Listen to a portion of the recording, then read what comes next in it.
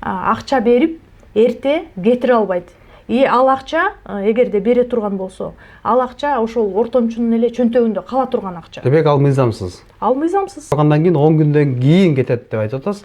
Анан ошо 5-6 ай же 1 жыл жаткандар бул боюнча кандай комментарий бересиз? Москва шаарынын тургундары, сиздерге Казакстан чек арага, границага чыгып келүү, чыкты кирди кызматын сунуштайбыз. Сиздер үчүн ыңгайлуу жана комфорттуу автоунаалар, тажрыйбалуу жана кичипейил айдоочулар кызматыңыздарда. Биз менен барсаңыз, үйүңүздөн алып кетебиз. Эч кандай пересадкасы жок, границага чейин барабыз жана границадан өтүүгө жардам көрсөтөбүз. Регистрацияңыз просроченный болуп, же базадан чыкпай жатса, Золотая коронадан карызыңыз болсо, же кандайдыр бир штрафтарыңыз болсо, кабатырланбаңыз. Бизге чалыңыз. Туура маалымат беребиз. Чорный списоктон текшерип беребиз. Чалыңыздар. Биз менен сапарга аттаныңыздар. Ыраазы болосуздар. Депортация 50 000 штраф калмашты же 200 саатка иштеп берүү болду деген чечим болду эле да. Бүгүнкү күндө ошол боюнча ошол кандай иш болуп атат? Ошол күчүндө эле иштеп атабы же иштебей калдыбы?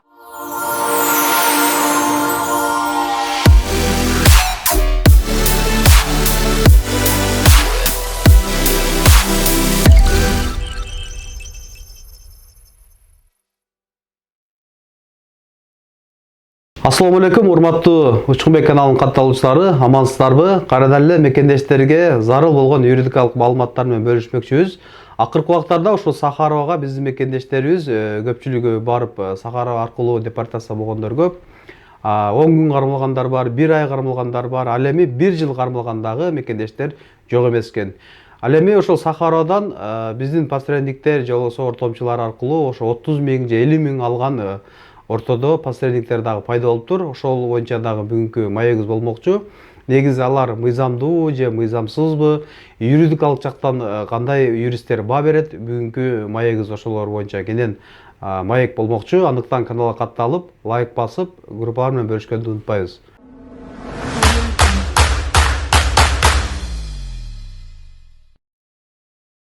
Бүгүнкү маегибиз Москва шаарындагы эң мыкты юрист Гүлиза Акматсаева эжекебиз менен болмокчу. Сахарова боюнча кенен сиздерге маалымат алып бермекчибиз. Саламатсызбы Гүлиза эже? Саламатсыңарбы Учкунбек. Негизи бул Сахарова темасы өтө болезненный тема деп айтсам болот көпчүлүк мекендештер үчүн. Анткени ал центр временного содержания иностранных граждан болгону менен как түрмө катары да. Негизи Сахаровага жөндөн жөн киши попадаться этилбейт. Ал адамдар обязательно соттун чечими менен гана кирет. Соттун өкүмү выдворение контролируемый жана самоконтролируемый деп чыгат. Самоконтролируемый болгондо адамды өзүң билет алып алып 10 күн аралыгында Россиядан чыгып кет, выдворение болуп кет деген өкүм чыгат. Бирок биздин мекендештер ошо самоконтролируемый выдворениени түшүнбөстүктөн границага кирди чыкты кылып келе коюшат дагы, уже экинчи жолу нарушенияга попадаться этилип, анан кээ бирлери ошо зона депортации, принудительный формадагы депортациялансын деп Сахаровага помещение болушат. Сахаровага киргенден кийин ал жакта соттун чечими 10 күндө күчүнө кирет. Соттун чечими күчүнө кирмейинче бир дагы адамды билетин алып берем деп канча көптөгөн акча сунуштаса дагы эч ким кетире албайт. Ошону биздин мекендештер түшүнбөстүктөн ортомчуларга 50 000 деп, 100 000 деп берген акчалар бар экен.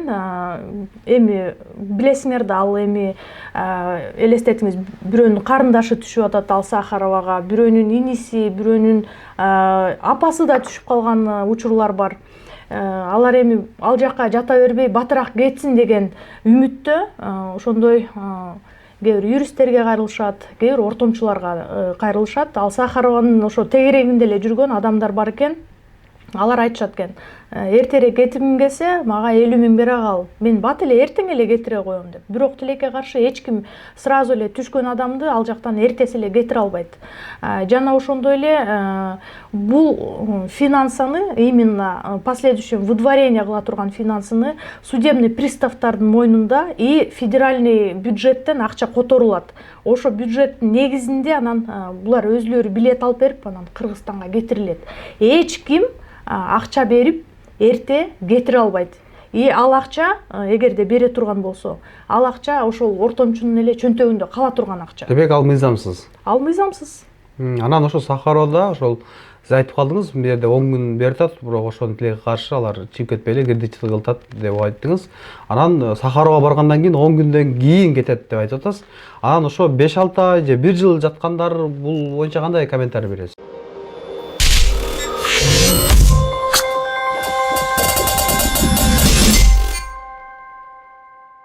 Ассаламу алейкум, Москвада мекендештер, такси жамааты. Эгер сиздер Москвада ошо жакшы компания, лицензия чыгара турган компания издеп жатсаңыздар, биздин Аурус компания ар дайым кызматта. Кайрылыңыздар, 100% кепилдик беребиз. Биздин адрес метро Сайловский, складочный 1, строение 53. Кененирээк маалымат алыш үчүн ушу төмөндөгү номерге кайрылсаңыздар болот. Негизи бул Сахаровада 10 күндөн ашык жатып кала тургандар жана 1 жылдап жатып кала тургандарга, буларга параллельно кылмыш иши козголуп калгандар да көбүнчөсү. Көбүнчө эми кылмыш иштердин бири бул подделка регистрация. То есть регистрациялары подделка болду деген негиз менен буларга кылмыш иши козголот дагы. Ошол соту бүтмөйүнчө, ошо кылмыш ишинин соту бүтмөйүнчө ал жаран Сахаровада отурат. Ошол соттун чечими бүтүп, чечими чыгып, штраф төлөп, же болбосо кээ бирлерге кесип иши да мүмкүн. Кесилип, ал кесилгенден кийин, конечно, ал Сахаровада отурбайт. Ал уже башка зонага которулат. Ошол нерселердин баары этабы менен бүтмөйүнчө ал адам Сахаровада күтөт. Кээ бирлери да кылмыш иши түрлүү болот. Кээ бир жарандарыбыз издөөдө жүргөн болуп калышы мүмкүн. Кээ бир жарандарыбызга кража менен, то есть бир нерсени урдады деп айып коюлган болот. Же болбосо мындай ар кандай хулиганство иштери болуп кеткен боюнча дагы кармалышы мүмкүн. Жана ошондой эле ал зона депортацияда судебный приставтар уже билет алып кетирмейинче ал адам отурат. И айта кетчү нерсе, эң негизги айта кетчү нерсе, Сахаровада эмне үчүн көпкө отурат? Бул штрафтарын убагында төлөгөн эмес. Ал судебный приставтарга өтүп кеткен, же болбосо ошол эле Золотая коронадан карызга акча алышкандагы анысы өсүп кеткен, бирок төлөбөй коюшкан. Ошонун негизинде судебный приставтар тарабынан запрет коюлган границага чыгууга. И ал нерсени ошол карыздарды төлөмөйүнчө ал адам Сахаровада отурат. Полностью карыздарын төлөп бүтмөйүнчө. Ошонун негизинде эле биздин жарандар көпкө отуруп калбаса, а так соттун чечими 10 күндөн кийин күчүнө кирет. Анан где-то плюс-минус 1 неделя аралыгында судебный приставтар очередке коет да, билет алат дагы за счет бюджета анан Кыргызстанга кетирилет. Анан мына акыркы жакында эле мыйзам чыкты эле 5-январда мыйзам күчүнө кирип. Депортация отмен болду деп көптөгөн соцсеттерден маалыматтар тарады.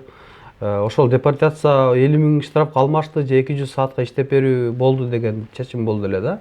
Бүгүнкү күндө ошол боюнча ошол кандай иш болуп атат? Ошол күчүндө эле иштеп атабы же иштебей калдыбы? Да, бул закон 5 январда күчүнө кирген. Негизи айта кетчү нерсе, бул закон мурун эле бар болчу. Негизи биз штрафты оставить, выдворение, по части выдворения изменить деп сотторго кайрылуу кылчубуз. Азыркы күндө ошол эле штрафты 10 эсе көбөйтүп койду. 5000 штрафты 50 000 кылып койду. 50 000 кылып койду да. Бирок бул эми пока мындайча айтканда көп применяться этилбей атат. Бирок ошондой чечим менен чыккан биздин жарандарыбыз бар, уже кейстер бар да. Айта кетчү нерсе, биз азыр ошо жогорку сотко дагы ушул боюнча кайрылууларды кылып атабыз. Эми пока официальный ответ жок, официальный решениялар жок. Ошонун негизинде биз толук кандуу пока иш алып бара элекпиз. Бирок азыркы этапта эми бул жаңы чыккан закон болгон үчүн ошого таянып кайрылууларды кылып атабыз жогорку сотторго. Демек ошо основаниясы барларга ошол законду иштетип депортация кара тизмелерин чыгарып келатасыздар. Да, эми негизи айта кетчү нерсе, эгерде адам мигрант бул жака Россияга келип, негиз менен келебиз да. Негиз бул миграционный картада жазылуу, цель въезда деп коет. работа, там Гости. частный, гости деп. Сен работа деп келгенден кейін 1 ай аралығында регистрация жазышың керек. Сахаровадан обязательно өтүшүң керек. Сахарова дактакарта, медицинские справки, жана ошондой эле трудовой контракт кылышың керек. Эгерде силер негизсиз бул жакта эч кандай ошондой документтериңер жок, жүрө турган болсоңор, анан последующем ушул выдворение ала турган болсоңор, силерди, конечно, биз защита кыла албайбыз. Но эгерде силер официально иштеп, Россиянын налогторун төлөп, бүт процедуралардан өткөн болсоңор, закондорду соблюдать эткен болсоңор, бирок единственный ошо регистрацияңар базада чыкпай калып, эми бул актуальный тема болуп атпайбы, регистрация, көпчүлүгүнүн регистрациясы базадан чыкпай калып атат. Ошо негизинде эле выдворение кылып салып атат. Бирок ошол силер официально иштеген документтердин негизинде биз сотко кайрылуу кылып, штраф, замена, мындайча айтканда сурайбыз да, замена штраф кылып бергиле, по части выдворения просим отменить деп жогорку сотко азыркы күндө кайрылуулар болуп жатат. Демек ошо мекендештерди официалдуу жумушка чакырат элеңиз. Да, официальный иштебесе, действительно эч кандай документ подтверждающий жок болсо, анда аларды биз защита кыла албайбыз. Эми ар бир жаран деле ошону түшүнүш керек да. Мына азыркы тапта көптөгөн жарандар Кыргызстандан чалып атат, Сахаровадан жаткандар деле чалып атат. Эже силер биздин мекендештерге жардам берип чыгарып атырсыңар го, бизди да чыгарып бергиле деп. Бирок эч кандай негизсиз документ жок, биз деле жогорку сотко кайрыла албайбыз да. Жогорку сотко обязательно документке таянып, анан ошонун негизинде анан кайрылуу кыла алабыз. Ошону биздин мекендештер да түшүнүп билиш керек. Анткени мына жазып атышат, бир юристке чалсам 50 000 бере кал, мен чыгарып берем деп айтып атат депчи. А документтерин мен сурасам, эч кандай документи жок жүргөн, действительно нарушенияларды кылып жүргөн. Анан ал адамга өзү деле түшүнүш керек да, ал адамга уже правовой полядан эч кандай жол жок. Правовой поляга алып бара албайбыз. Демек, урматтуу мекендештер, эгерде ошол официалдуу жумушу болсо, эгерде жакындары, бир туугандары, же болбосо ата-энеси, же аялы, бала чакасы Россия жарандыгы болсо, ошолорго гана ошол закон иштеп, кайрылып, ошолорду кара тизмеден же выдворениеден чыгарганга бир чоң мүмкүнчүлүк бар экен. Эгерде эч кандай бир негизи жок болсо, бир чыгарганга мүмкүнчүлүк жок экен. Официалдуу иштебесе, же эч кандай бир российский паспортко бир байланышы жок болгон болсо, аларга бир чыгаруу эч кандай мүмкүнчүлүк жок экен. Ушуну дагы бир эске алыңыздар. Башка бир ортомчу ушуңарга дагы кайрылып калбастан, алданып калбастан ошого чакырат элек. Ушул нерсени разбирать этип, анан кайрылсаңыздар, биз мекендештерге ар дайым ушундай туура так маалыматтарды жеткиргенге ар дайым аракет кылабыз. Лайк басып, башка группалар менен бөлүшүп, Гүлзия эжекебизге дагы жакшы ой пикир жазганды унутпайбыз.